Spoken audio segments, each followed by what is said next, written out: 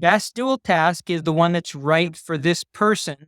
So it's meaningful information that they already hold.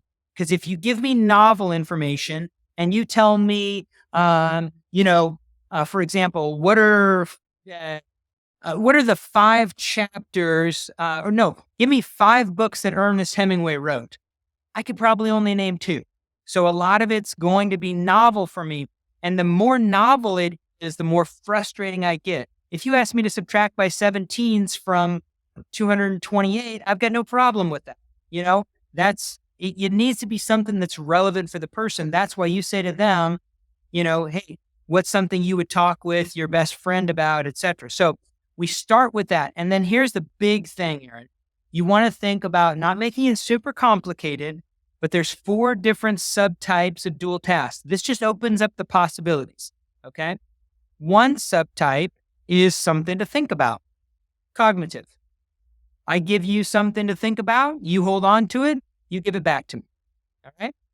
Another subtype is while you're doing it, I give you a short story of something that's meaningful for you. You told me you like the New York Yankees. Well, in 1934, Lou Gehrig and Babe Ruth both hit a total of 105 home runs combined. I tell you a story. That's an auditory distraction. Or I'm going to give you 5 items at the grocery store. Auditory distraction. One of my favorite ones, though, is an auditory distraction. Here in the facility we are, if you were to drive away from here, I would have to take a right on Commercial, a left on Front Street, and a right on Boone Street to get to Walmart. Everybody remember that. Remember the driving directions. It's practical. It's something everybody's done. All right, so that's auditory distractions. So something to think about, but if I give it to you while you're doing it, that's an auditory distraction. Visual distractions is number 3. Ready, everybody? Name this animal. Name this animal. That's fine too. Visual distractions.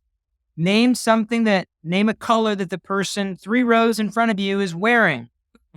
Yellow. Oh my God, Margaret's got such a bright yellow one today. And then the 4th one is something to do with your hands while you're also doing something with your body.